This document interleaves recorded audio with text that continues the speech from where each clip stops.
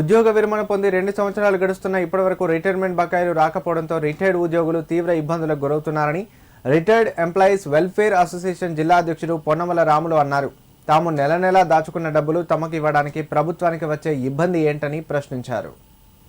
విశ్రాంత ఉద్యోగులకు ప్రభుత్వం చెల్లించాల్సిన రిటైర్మెంట్ బకాయిలు చెల్లించకపోవడంతో మానసిక క్షోభకు గురై చనిపోయిన రిటైర్డ్ ఉద్యోగి దాశరథి మృతికి సంతాపంగా సిద్దిపేటలో రిటైర్డ్ ఎంప్లాయీస్ అసోసియేషన్ నాయకులు కొవ్వొత్తుల ర్యాలీ నిర్వహించారు.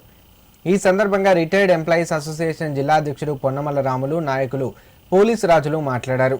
రిటైర్డ్ అయిన ఉద్యోగులకు జీపీఎఫ్, జీఐఎస్, ఈఎల్ఎస్, కమిటీషన్, గ్రాట్యుటీ మొదలగు బకాయిలు భారీగా పెండింగ్లో ఉన్నాయని తెలిపారు. బకాయిలు రాక కొందరు రిటైర్డ్ ఉద్యోగులు గుండె పగిలి మరణించారని పేర్కొన్నారు.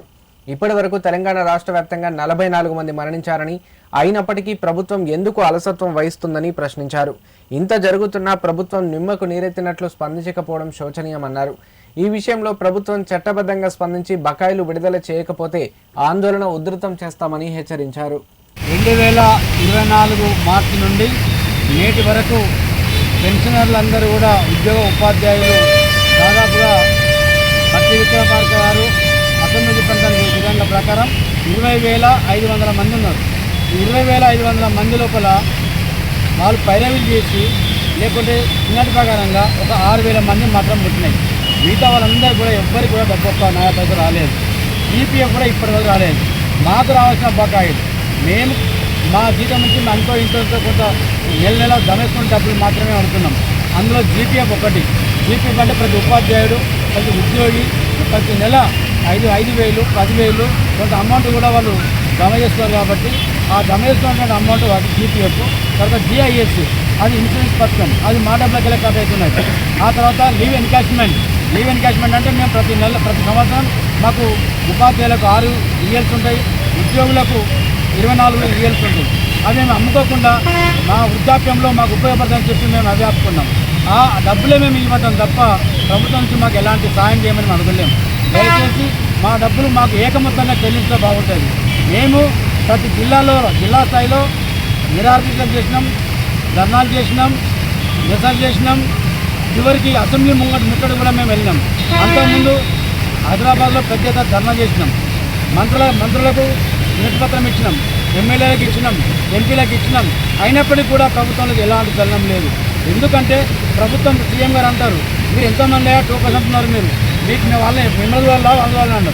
మీరు గెలిచిన 2% బిడ్డ మీరు అనుకుంటూ రేపు పొద్దున మేము అందరూ అనుకుంటే మేము వేరే పరిస్థితి ఉంటుంది. దయచేసి మీరు విరదీయకండి.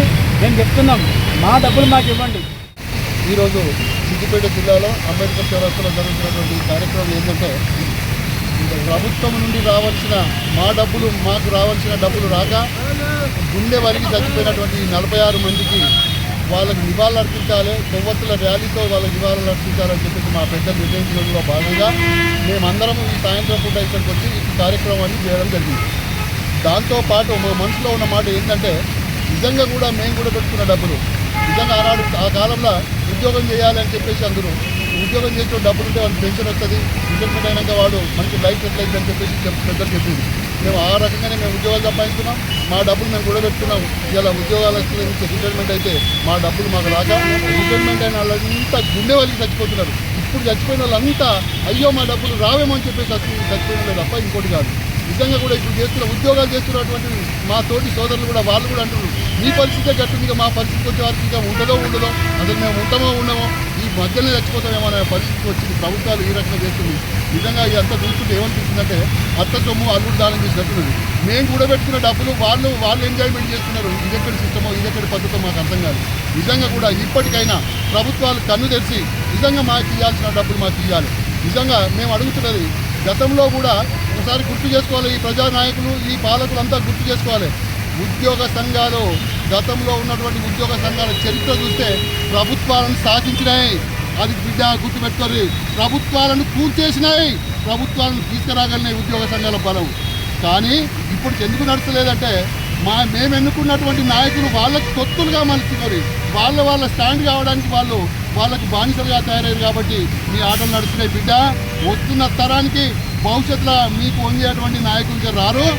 ప్రజల పక్షాన, ఉద్యోగస్తుల పక్షాన, వాళ్ళ సమస్యల పక్షాన నిలబడి కొట్లాడే మొగోడే వస్తాడు. ఇటువంటి జాగాయి ఇప్పటికైనా ప్రభుత్వాలకు మేము ఒకే ఒక మాట చెప్తున్నాం. ఇప్పటికైనా మా డబ్బులు మాకు ఇచ్చేసి ఈ తావులను ఆపుంది మీకు చేతులెత్తి దండం పెట్టి చెప్తున్నాం.